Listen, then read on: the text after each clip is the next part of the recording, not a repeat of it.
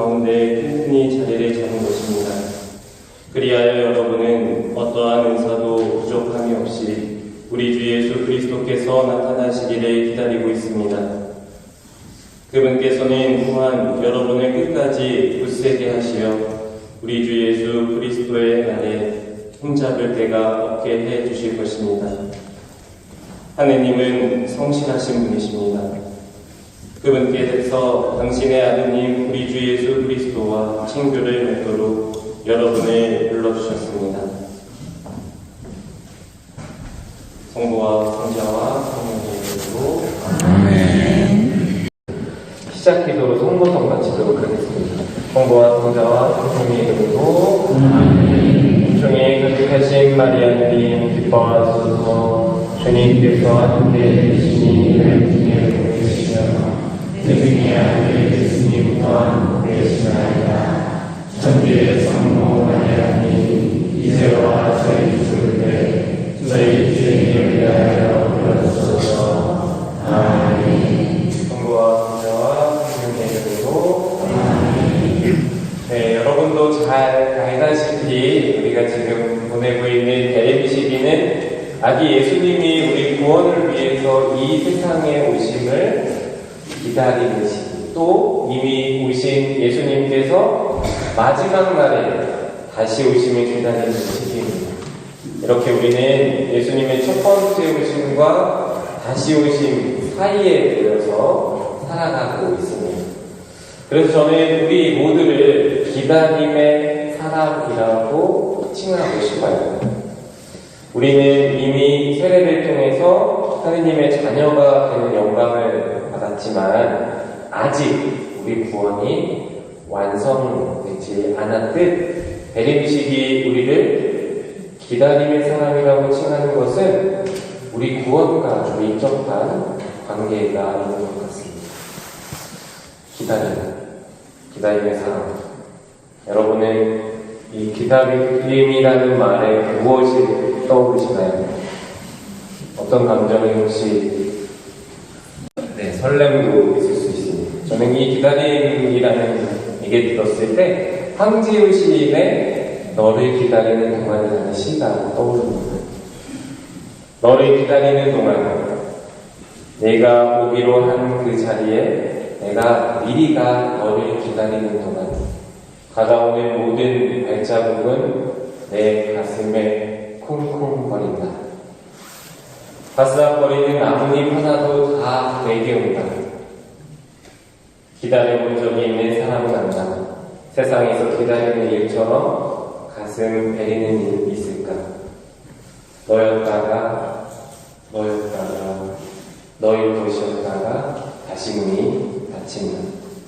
사랑하는 이여 오지 않는 너를 기다리며 마침내 나는 너에게 간다. 아주 먼 데서 나는 너에게 가고 아주 오랜 세월을 다하여 너는 지금 오고 있다. 아주 먼 데서 지금도 천천히 오고 있을 너를 기다리는 동안 나도 가고 있다. 남들이 열고 들어오는 문을 통해 내 가슴에 쿵쿵거리는 모든 발자국 따라 너를 기다리는 동안 나는 너에게 가고 있다.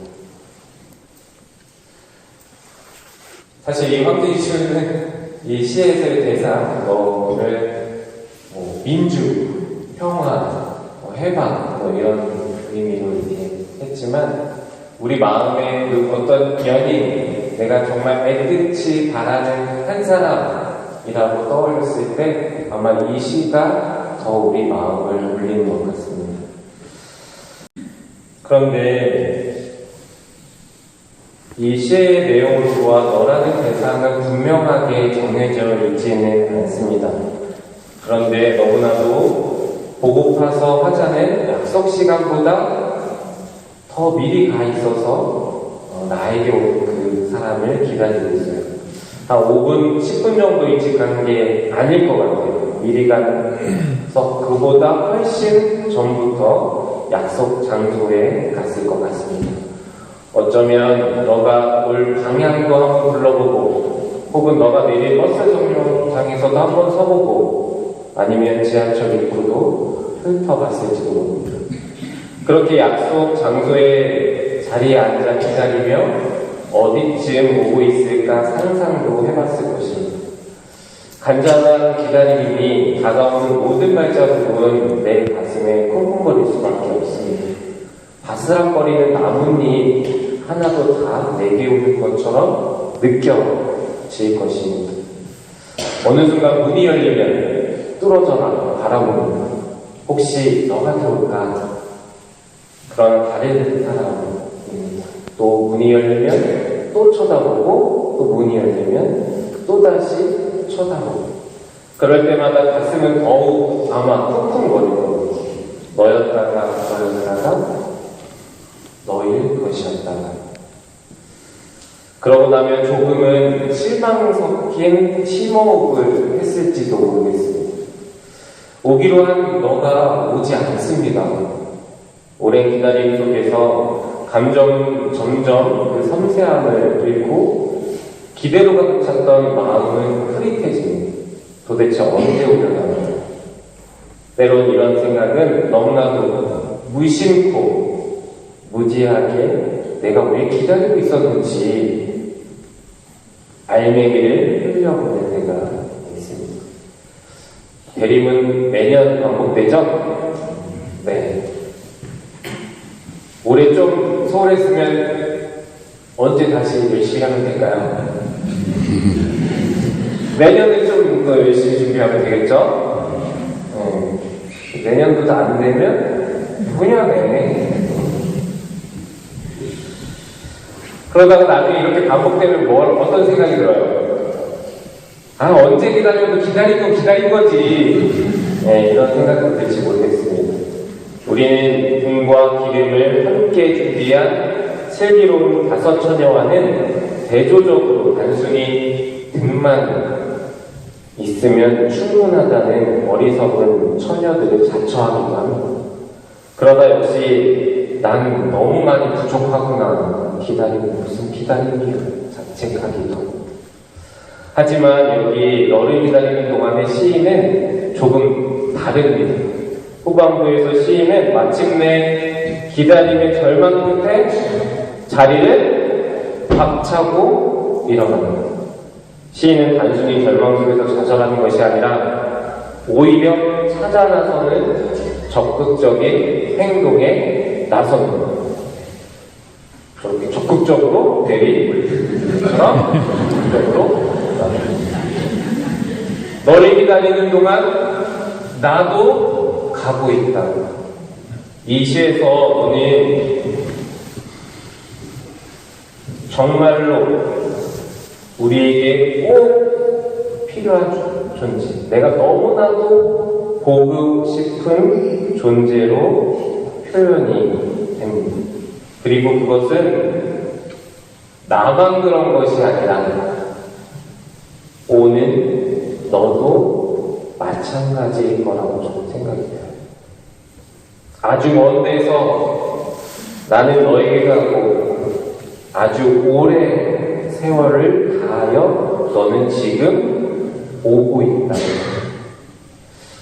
어쩌면 이 대림식이 우리의 기다림보다 더 큰 기대를 안고 오시는 분은 바로 예수님일지도 모르겠습니다. 녹시록에는 이런 말이 있어요. 보라, 내가 문 앞에 서서 문을 두드리고 있다. 누구든지 내 목소리를 듣고 문을 열면 나는 그의 집에 들어가 그와 함께 먹고 그 사람도 나와 함께 먹을 것이다. 여러분도 이렇게 예수님을 적극적으로 기다리시나요? 설렘 가득하게 시메온처럼 아기 예수님을 언제 내 품에 안을까 고대하시나요? 그분께서 그런 우리를 만나러 지금 오시는 것입니다. 예수님은 다른 누군가가 아니라 바로 나를 만나러 오십니다. 여러분, 예수님과 zakhe오 이야기 잘 아시죠? 네. 예리코에 있던 세관장 자케오. 그는 부자였지만 뭐가 작았죠? 키가 작았습니다. 이 자케오가 예수님이 오신다는 소리를 듣고 예수님을 보기 위해서 거리로 막 달려나가요. 그런데 자케오는 예수님을 볼 수가 없었어요. 왜요? 키가 작았어요. 키가 작았어요. 이미 많은 군중들이 예수님 앞에 몰려왔기 때문에 그 사람들을 비집고 들어갈 수가 없었어요. 그런 자케오는 어떻게 행동했죠? 네, 제가 다음에 이렇게 했나요? 아, 집에 가야지 이렇게 했어요? 아니죠. 예수님이 가신 길을 먼저 가로질러 가서 그것도 돌 무화과 나무 위에 올라가서 그분을 앞장서서 기다렸습니다. 쉽지는 않았지만 나무 위에 올라가서 예수님을 마음껏 볼 수가 있었습니다. 멀리서부터 다가올 수 있었습니다. 그런데 무슨 일이 벌어집니까? 예수님께서 거리를 지나시다가 나무 위에서 당신을 바라보고 있는 자케오를 보십니다.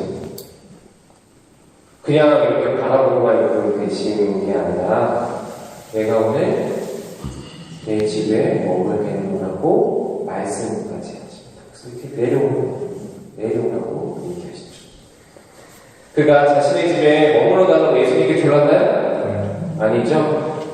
그가 그런 말도 하지 않았는데 예수님께서는 먼저 그에게 말씀하시고 그의 집에 가겠노라고 하시는 거죠. 그런데 예수님은 도대체 왜 예리코 이 동네에 왔을까요? 갑자기 생뚱하는 질문. 이런 물음이 드는 거예요. 예수님 왜 하필 예리코 왔지? 혹시 설마 자케오를 만나러 오셨나? 이 자케오를 구원하기 위해서 그분께서 일부러 발걸음을 옮기셨을까? 여러분 어떻게 생각하시나요? 억지스럽죠? 사실 네? 예수님이 그냥 지나가다가 그렇겠지 뭘 자케오 굳이 만나려고 막 그럼 애초부터 자케오 돌무화과 나고 올라오는 전부터 불렀으면 됐지 왜 나중에 와서 불렀어? 다른 모든 사람들이 그렇게 아니라고 설마 그럴 리가 없다고 지나가시다가 그냥 우연히 보게 된 거라고 얘기할 수 있을지라도 자케오만은 이렇게 이해하게 할 것 같습니다. 예수님은 나를 만나기 위해서 이곳에 오셨습니다. 예수님은 나와 함께하기 위해서 우리 집에 구원을 주기 위해서 이곳에 온 것입니다.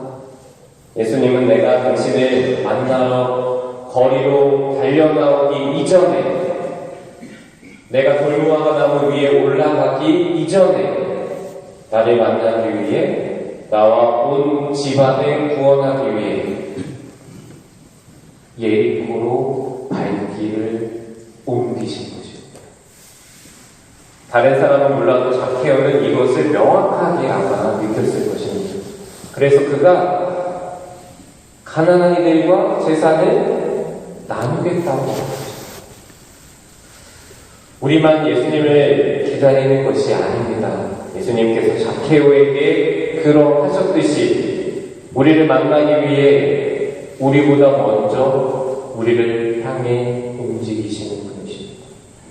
주님께서는 주님을 기다리는 우리보다 먼저 우리를 위해서 움직이십니다. 루카복음 13장에 사람들이 예수님께 와서 갈릴레아 사람들이 제물을 바치러 왔는데 빌라도가 그 갈릴레아 사람들을 다 죽여버리고 바치려고 했던 제물을 피로 물들게 했다고 예수님께 알려줘요. 사람들이 예수님이 보니까 사람들이 이 일을 예수님께 왜 알렸을까요? 조심하라고. 아마도 묻고 싶은 게 있었던 것 같아요. 그 사람들이 왜, 그 갈릴레아 사람들이 왜 그러한 변을 당했나? 다른 갈릴레아 사람들보다 더 큰 죄인이라 그런 병을 당한 것은 아닌가? 우리는 이렇게 생각하는데 예수님 당신 맞나요? 이런 자신들의 생각이 맞는지 아마도 확인받고 싶어서 예수님께 이 사건을 말씀드린 것 같습니다. 그런데 예수님께서는 뭐라고 하시죠? 단호하게 아니라고 얘기하십니다. 그들이 남들보다 죄가 더 많기 때문에 그런 변을 당한 것이 아니라고 분명하게 말씀하십니다. 그러면서 이렇게 말씀하시죠. 너희도 회개하지 않으면 모두 그처럼 멸망할 것이다. 사람들은 누구의 죄 때문에 이런 변을 당했는가에 관심을 가졌지만 예수님께서는 이 불운한 사건을 하느님과의 올바른 관계, 회개로 나가는 계기로 삼으라고 이야기하십니다. 회개하지 않으면 모두 그처럼 멸망할 것이라는 이 답변을 예수님께 직접 들은 그 사람들은 어땠을까요? 어떤 생각이 들었을까요? 아, 큰일 났구나. 어떻게 해야지? 이런 생각을 하면서 회개를 결심하고 자신이 어떻게 해야 하는지 생각하지 않았을까요? 이런 생각을 하고 있는 사람들에게 예수님께서는 그 다음에 무슨 이야기를 하시냐면 열매를 맺지 못하는 무화과 나무의 비유를 말씀하십니다.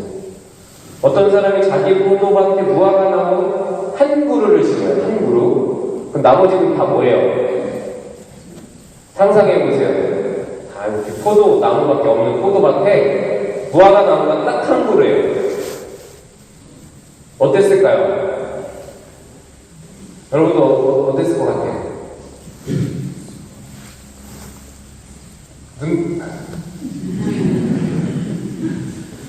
여러분이 자꾸 저를 멀매기시니까 물을 먹고 다시 해볼게요. 여기 다 까만 옷 입었는데 한 사람만 흰 옷을 입었어요. 그럼 어떻게 보여요? 나쁘네.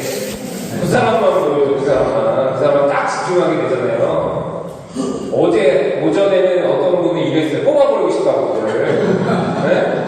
네? 다 다른 거 다 뽑아봤는데 뭐 지금 잘났다고 뭐 하고 뭐 껴있어. 그런데다가 이 주인은 포도 열매에 관심 있는 게 아니라 무화과 나무 열매에 관심이 너무나 많습니다. 아니 올 때마다 열매가 달렸는지 들여다. 그런데 어떻게 됐어요? 열매는 맺지 못했죠. 그래서 주인은 어떻게 하려고 했어요? 그냥 잘라버리고 이렇게 얘기했습니다. 이때 누가 등장하죠? 포도 재배인이 등장하면서 주인에게 말합니다. 자신이 거기 둘레를 파고 얼음을 줘보겠다고 하면서 주인에게 올해만 좀 참아달라고 기다려달라고 얘기합니다. 이 포도 재배인이 누구 같아요? 예수님 같아요? 네, 맞습니다. 포도 재배인은 이 무화과 나무가 열매 맺기를 바라는 것뿐만 아니라 열매를 맺을 수 있도록 몸소 뭘 해요? 네. 둘레를 파고 걸음을 줘서 땀을 흘리십니다. 애를 쓰고 계십니다. 그런데 예수님께서 열심히 회개해서 멸망을 피하라고 생각하는 사람들에게 왜 이 비유를 이렇게 얘기해 주셨을까?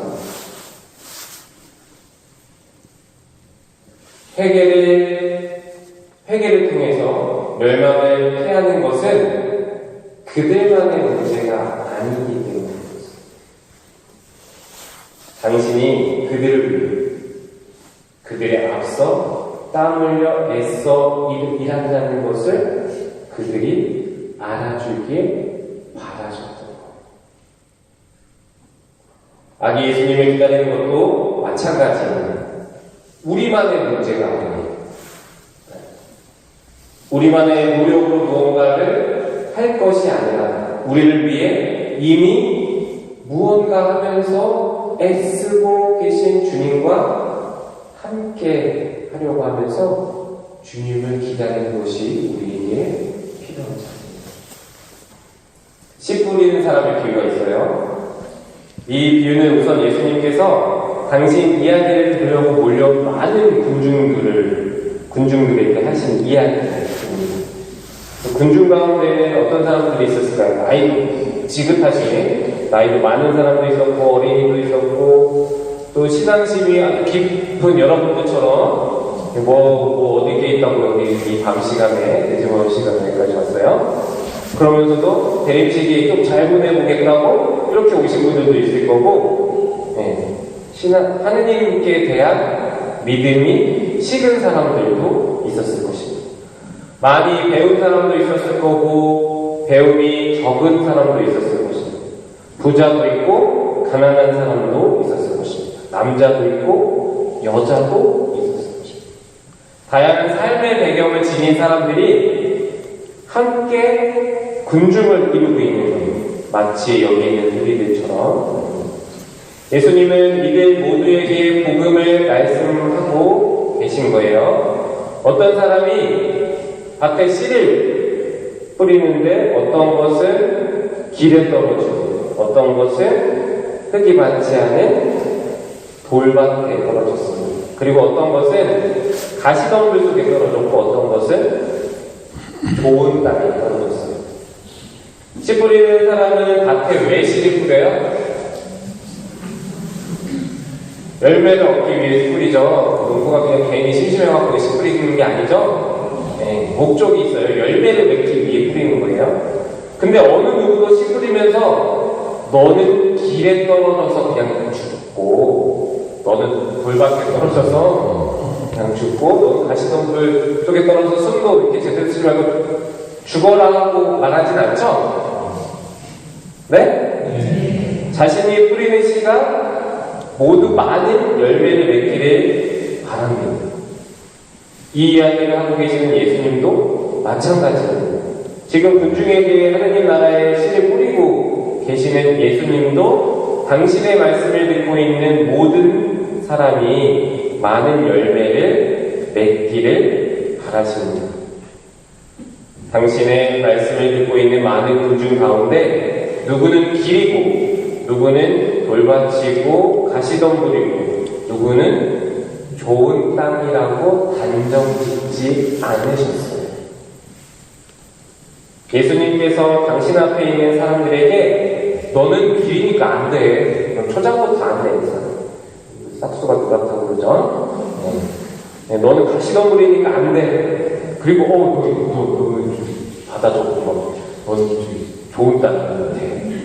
이렇게 말하고 계신 것이 아닙니다. 예수님께서 복음을 기쁜 소식을 말씀하시면서 당신의 말씀을 듣는 누군가가 이것 때문에 좌절하지 않게 했다는 것이 애초에 좋은 땅은 따로 정해져 있지 않는 것입니다. 지금 자신의 처지에서 예수님께서 하시는 말씀을 받아들이고 그것을 잘 간직하고 열매를 맺으려고 애쓰는 사람들이 바로 좋은 땅인 거예요. 그런데 우리는 이 복음을 들을 때마다 어떤 마음이 들어요? 내가 길인가? 난 어떤 땅 가시덤불 아니야? 나 돌밭인가? 그럼 나 이제 뭘 해야 되지? 뭘 해야 돼요? 돌밭이면 어떻게 해야 돼요? 돌을 꺼내야 되나? 가시덤불이면 어떻게 뽑아야 되나?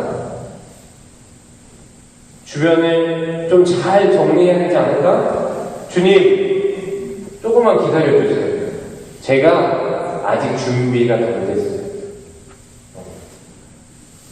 이런 식으로 움직이려고 하는 것이 우리의 일반적인 태도입니다.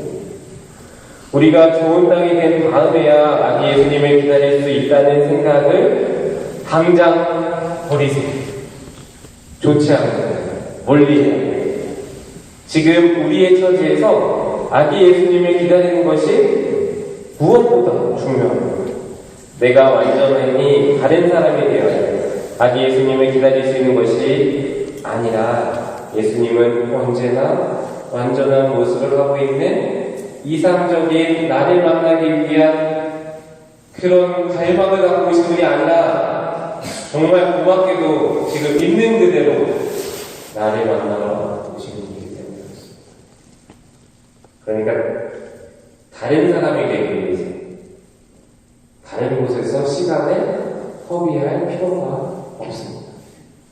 지금 나에게 오시는 예수님을 생각하면서 그분을 기다리는 게 좋은 거예요. 우리는 우리의 기다림 이전에 우리를 먼저 찾아오셔서 우리와 함께하고자 하시는 주님 앞에 두 가지 반응을 보일 수 있습니다. 하나는 주님을 합당히 모시기 위해서 준비가 될 때까지 주님이 오시는 것을 미루는 사람입니다. 다른 사람은 그냥 지금 처지에 있는 그대로 나 부족함을 드러내면서 그래도 주님 와주시면 고맙겠는데요. 이렇게 하는 사람입니다. 여러분 어느 쪽이에요? 전자예요? 후자예요? 후자예요? 정말로요? 네, 다 우리 생각으로는 다 이제 그렇게 할 수 있어요. 근데 아직 마음으로는 어떨까 모르겠습니다. 주님을 맞아들이기에 합당한 준비가 될 때까지 주님을 모셔드리는 것을 미루는 것, 그것은 주님보다 내 자신의 상태에 내가 더 집중하고 내 부족한 부분에 마음이 더 쓰여있는 그대로의 모습을 보이기가 너무 부끄러운 본인이 부족한 사람이라는 것을 드러내고 싶지 않은 그 마음이 바로 오히려 나 자신이 부족한 사람이라고 스스로 낙인 찍고 있는 것입니다. 나한테 내가 너무 부족해. 너 아직 준비가 안 됐어. 스스로 계속 나한테 낙인을 찍고 있는 거예요. 저는 사업하면서 이런 경우를 참은 아니고 자주 똑같은 말이잖아요. 경험하게 되는데 특별히 고해의 은총을 누리지 못하는 분들이 이런 안타까운 일에 저지릅니다. 고해 성사를 통해 하느님께서 자비로 우리의 모든 잘못을 용서해 주시는데 본인만 스스로 자신을 용서하지 못하는 경우가 있습니다. 하느님의 용서보다 자신의 생각을 더 따르려는 사람들, 하느님보다 내 자신의 판단이 더 위에 있는 사람들, 아주 불신 속에 불신 중에 불신에 속하는 죄라는 것을 모르고 우리는 그런 오류를 범하죠. 이런 분들이 바로 자신을 사랑하는데 인색한 사람들입니다. 그렇다면 스스로를 사랑할 줄 아는 사람들은 어떨까요? 지금 처지에서 예수님을 바로 맞아내는 사람. 예수님께서 지금의 나 자신을 알고 계시고 나와 함께 하고 싶어 하신다는 것을, 즉 예수님의 마음에 더 집중해서 그분의 입장에서 더 헤아려서 행동하는 사람이 곧 나를 사랑하는 사람입니다. 왜냐하면 이렇게 나를 바라보시는 예수님의 시선으로 나 또한 내 자신을 바라볼 수 있기 때문입니다. 예수님은 부족해도 나를 찾아오시고 나를 받아주시는 분이야. 그 시선을 지닌 사람은 나 자신한테도 괜찮아, 부족해도 괜찮아, 나를 스스로 사랑해 주죠 않은 사람이기 때문에 그렇습니다. 그분은 우리를 잘 아시고 이런 우리와 함께하기 위해서 우리를 기꺼이 찾아오시는 것입니다. 주님께 우리의 있는 그대로의 모습을 열어 드러내 보이는 것이 좋겠습니다. 영원한 생명을 받으려면 무엇을 해야 합니까? 하고 묻죠. 그래서 예수님께서 뭐라고 그러죠? 계명을 지키라고 얘기합니다. 그러자 그가 그런 계명은 제가 어려서부터 다 지켜왔는데요? 라고 말씀하죠. 정말 그랬던 것 같아요. 마르코 복음에 따르면 예수님께서 이런 대답을 한 그 사람은 아주 사랑스럽게 라는 표현을 써서 보셨기 때문입니다. 그러고는 가서 가진 것을 팔아 가난한 이들에게 주어라. 그리고 와서 나를 따라가 하고 말씀하십니다. 하지만 그는 부자였기 때문에 슬퍼하며 떠나갔죠. 이 이야기를 보면서 저는 이런 생각이 들었습니다. 예수님께서는 그가 부자였고 또 자신의 재물을 쉽게 포기하지 못할 것이라는 것을 모르셨을까? 알고 계셨겠죠? 그러면 그가 재물을 포기할 수 없다는 것을 알고 계시면서 가진 것을 팔아 가난한 사람들에게 주고 당신을 따르라고 하는 건데요. 좀 너무하지 않았나요? 차라리 그냥 걔한테 직접적으로 너는 나를 따를 수 없어 지금은 이라고 말하는 편이, 솔직하게 말하는 편이 좀 예수님 답다고 생각하지 않으세요? 제가 가끔 성지에 오신 신자분들한테 이 성지는 왜 있어요? 여기 순교자들이 있었을 경우 있죠? 그 순교자들은 자신의 목숨을 하느님께 하나님 영광스럽게 바치신 분들이잖아요. 그러니까 여러분들 보고 제가 오늘 목숨 바치세요라고 그러면 여러분들 안 바치실 거니까, 그러면 여러분들 지금 주머니 가방에 지갑 있죠? 그 거기 안에서 각본의 현찰 다 꺼내 놓으세요. 주세요.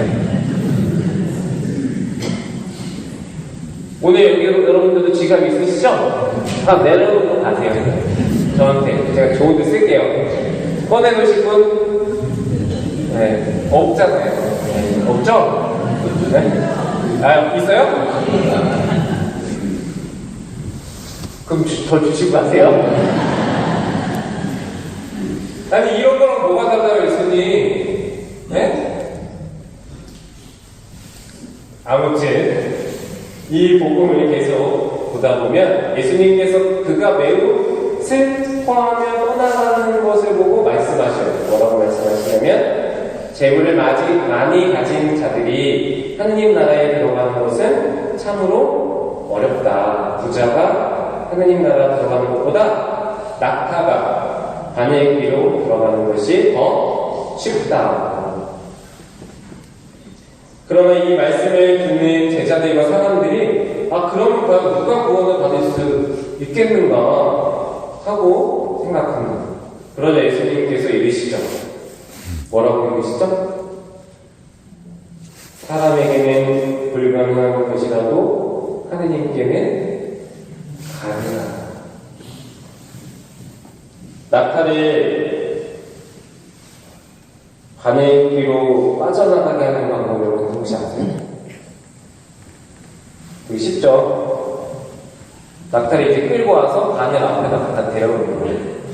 그 다음에 바늘 귀 반대편에서 잡아 당기면 되죠. 그쵸? 쉽죠? 너무 쉽죠? 이거 뭐 너무 쉬운 건데? 그럼 여러분 조금 이해하기 쉽게 하려면 바늘의 크기를 낙타보다 더 크게 만드는 거예요. 바늘의 크기 낙타만 하게 만들면 이렇게 쉽게 막 이렇게 할 수 있잖아요. 죄송합니다. 이렇게 간단한 일을 우리가 과연 할 수 있을까? 너무 쉽대는데, 하늘나라 들어가는 것보다 쉽대는데, 부자가 당연히 못해요. 당연히 못해요. 어떻게 해요? 그럼 누구한테 맡겨야 돼요? 맞습니다. 가능한 분께 맡겨야 돼요. 사람에게는 불가능하니 가능하신 분께 맡기는 거예요. 낙타가 바늘귀로 빠져나가게 하기 위해서는 모든 것이 가능하신 하느님께 맡기면 돼요. 그런데 예수님께서 왜 이 이야기의 끝에 이런 말씀을 하셨을까? 그 불가능해 보이는 문제를 온전히 당신께 맡기라는 말씀을 하고 싶었던 것입니다. 내가 재물을 도저히 포기할 수 없을 것 같은 그 문제를 바로 당신께 맡기라는 것입니다. 재물을 포기하지 못한다고 하느님을 포기하는 것은 이렇게 생각하는 것과 같은 것이죠. 내가 이 문제를 해결하고 나서야 하느님께 나아갈 수 있어요. 그래야 하느님께서는 나를 받아주시고. 그런데 하느님은 정말 그런 분이신가요? 아니죠.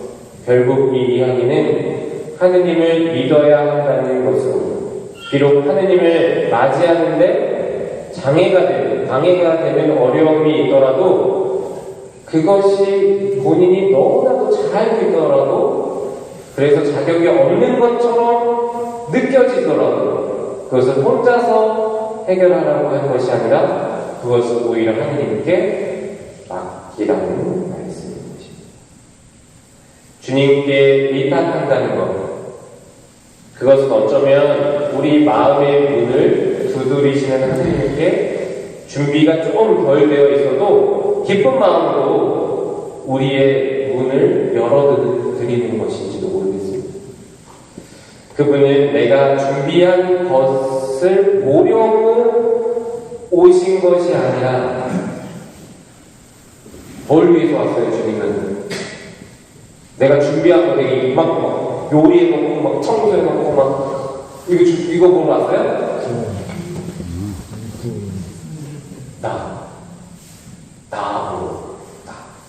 그냥 여기 그냥 있는 그대로 나를 보러 오셨기 때문에 그렇습니다. 보라, 내가 문 앞에 서서 문을 두드리고 있다. 누구든지 내 목소리를 듣고 문을 열면 나는 그의 집에 들어가 그와 함께 먹고 그 사람도 나와 함께 먹는 것이다.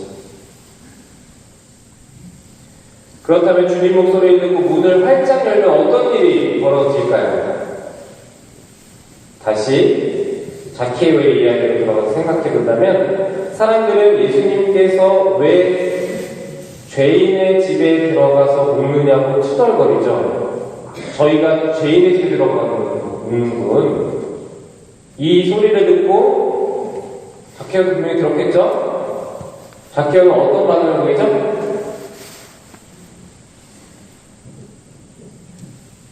누가 시키지도 않았는데 일어서서 주님께 말하죠. 뭐라고 말하냐면, 보십시오 주님, 제 재산의 반을 가난한 이들에게 주겠습니다. 그리고 제가 다른 사람의 것을 횡령하였다면 내복절로 갚겠습니다. 자케오는 세관장으로 일하면서 무슨 재미로 살았던 사람일까요? 돈을 모으는 것 외에 인생에 무슨 낙이 있었을까? 사방이 자신에게 적대적인 사람들 천지였을 텐데 돈만이 그의 낙이지 않았을까?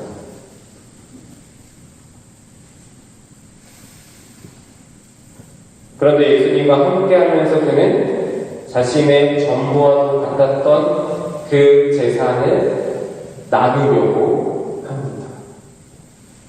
도대체 왜 자케오는 가난한 이들에게 재산을 나누어 주려고 했을까요?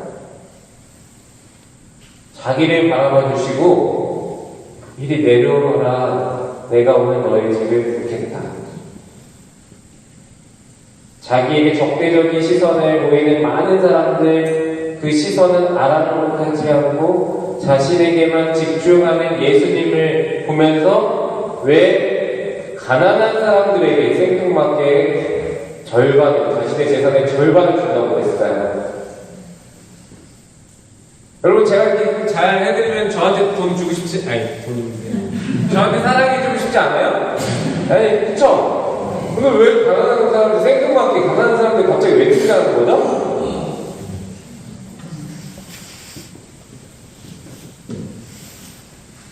왜 등장했을까? 그렇게 만나고 싶었던 예수님을 뵙고 또 그 예수님께서 자신의 집에 머무르시는데 왜 하필이면 가난한 사람들에게 자신의 재산을 나눠줬을까? 평소에 가난한 사람들에게 관심이 많았는데 좀 못 도와줘서 그랬나요?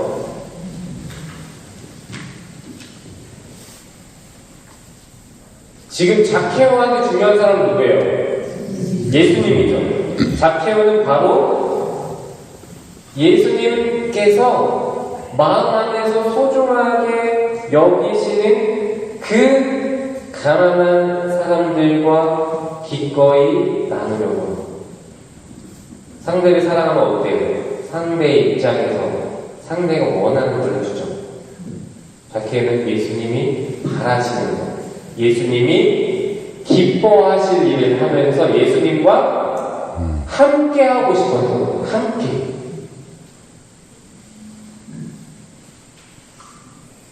그러니 예수님께서 이런 그에게 뭐라고 말씀하죠? 오늘 이 집에 구원이 내렸다. 앞으로 내릴 것이 아니라 이미 구원이 내린 것이다. 구원이신 분을 기꺼이 맞아들이고 또 기꺼이 그분과 함께 하려는 마음을 드러내는 zakhe오는 이미 그분과 함께 기쁨의 자리에 앉아있는 것입니다.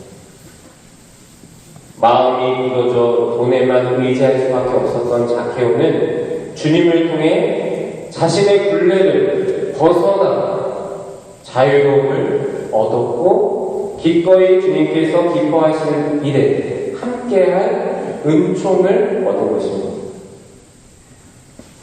제가 성지에 있으면서 올해 9월, 10월, 11월 가을이죠. 이 가을에 성지를 방문한 신자들이 한 2만 명 돼요.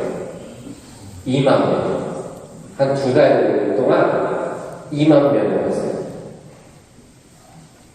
그러면 일반 관광객은 얼마나 왔을까요? 그냥 와서 사진이나 찍고 쓰레기나 버리고 화장실 한 번씩 보는 사람들, 한 번도 안 배우고 가는 사람들, 쓸데없는 사람들, 그 사람들 몇 명 왔을까요?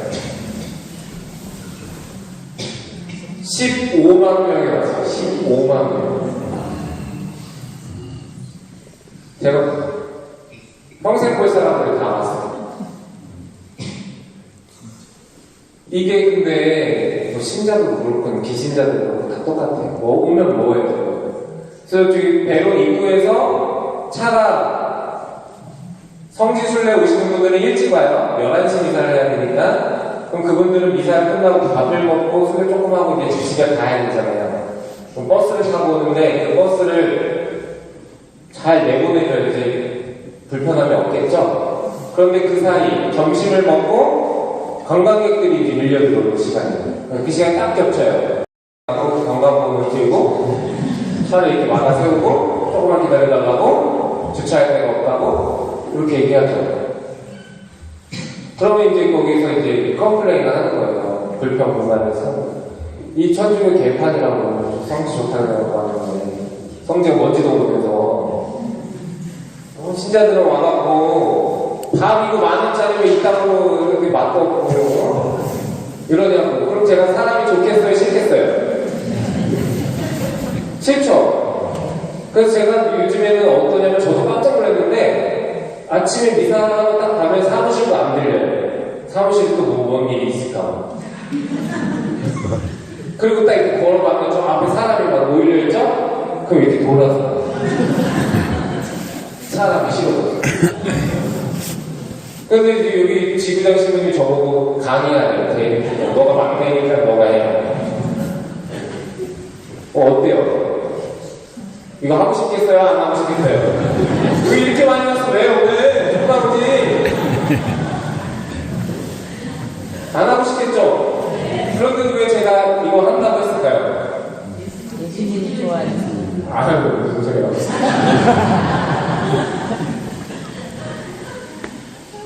특감비 주니까 저 특감비. 농담이고요. 저에게 확신이 들었어요. 어떤 확신이 있냐면 제가 이 특강을 준비하면서부터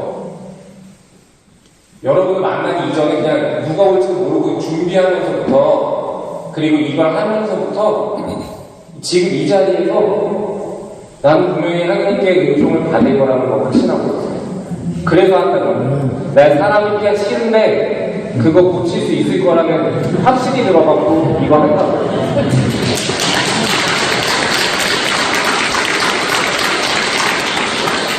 여러분 박수 받으려고 한 게 아니라 이렇게 잘 짚으셔야 돼요. 지금 무슨 얘기하다가 지금 얘기했어요?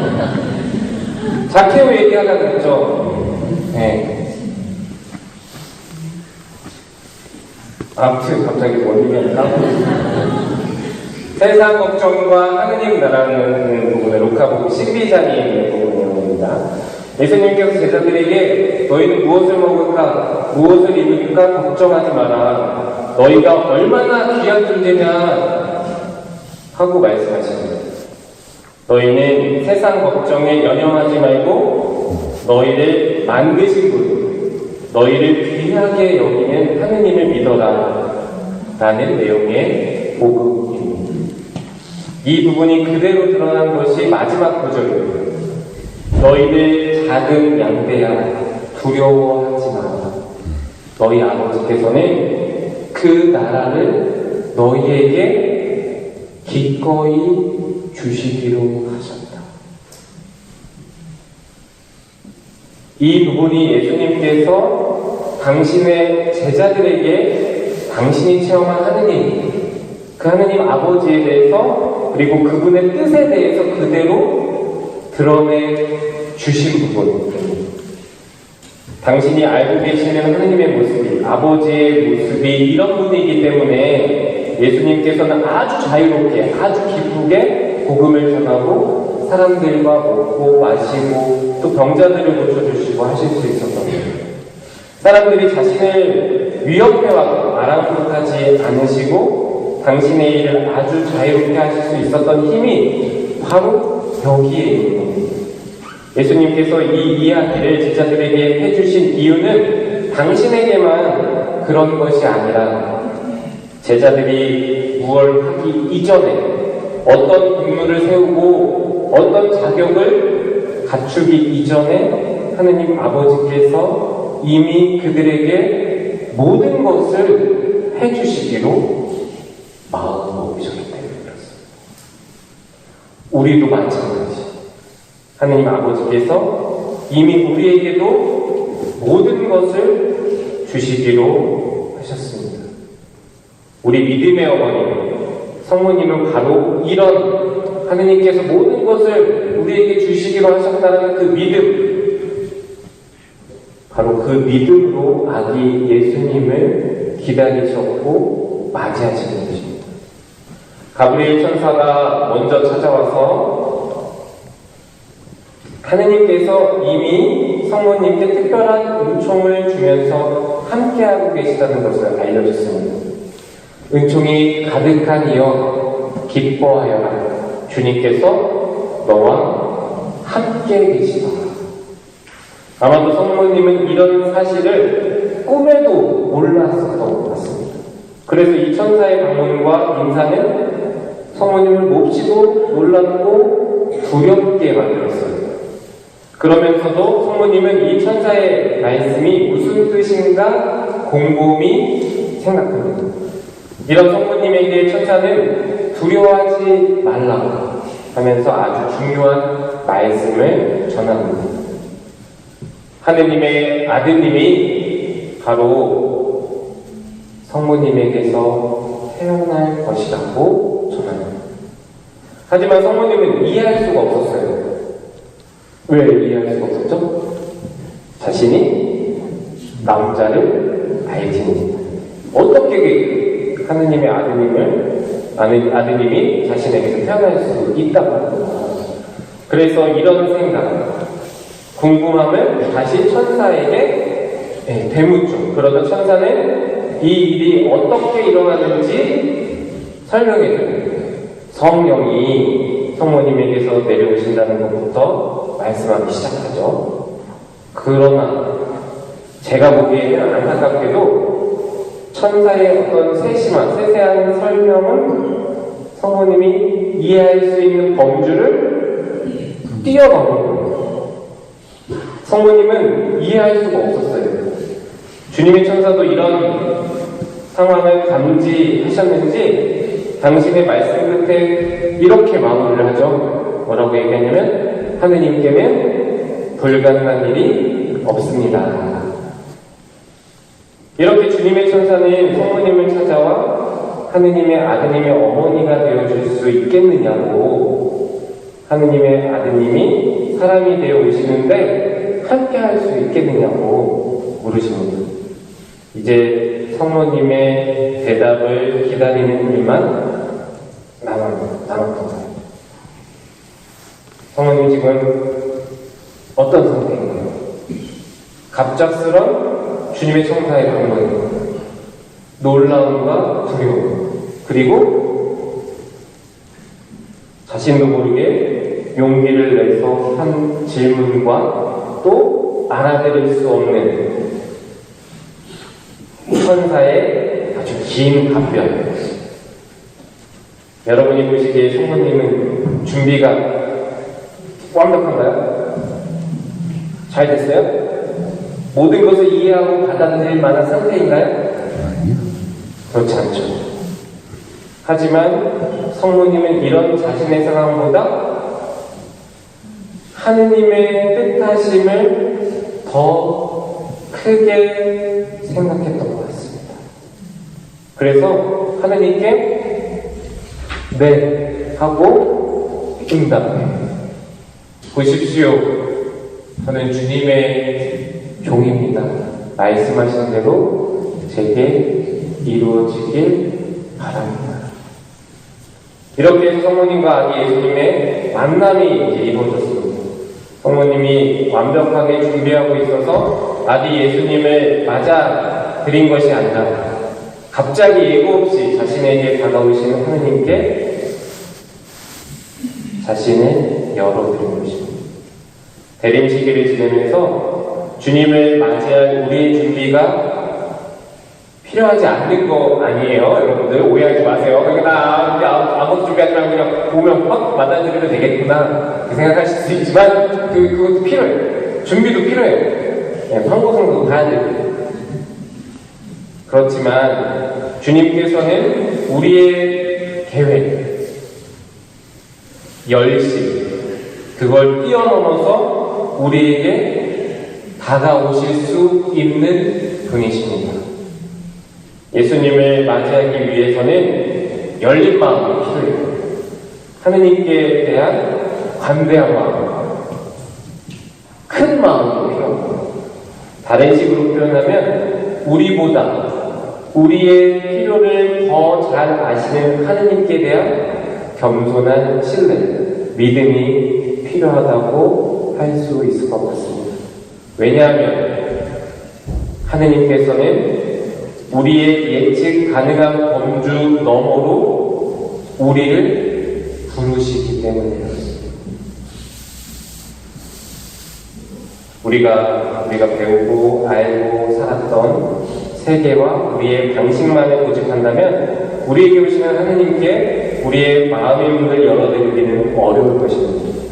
성모님처럼 하느님 앞에서 솔직하게 우리의 반응을 드러내고 우리가 궁금해하는 점을 질문하면서도 하느님의 뜻을 신뢰하며 받아들이겠다는 마음을 갖는 것이 중요합니다. 그래서 저는 이 대림 특강을 마치면서 이렇게 우리가 기도할 수 있었으면 좋겠습니다. 주님, 당신 앞에 저희가 지금의 저희로서 솔직하게 해주십시오. 그러면서도 당신의 저희에 대한 크신 뜻을 커다란 마음, 열린 마음으로 받아들일 수 있는 은총을 주십시오. 성모님처럼 아기 예수님을 맞아들일 수 있도록 해주십시오. 아멘. 네, 부족한 대림 특강 이제 피곤한 모습까지 이렇게 들어주셔서 감사하고요. 네, 원래는 더 빨리 끝내려고 했는데, 네, 하다 보니까 이렇게 됐어요.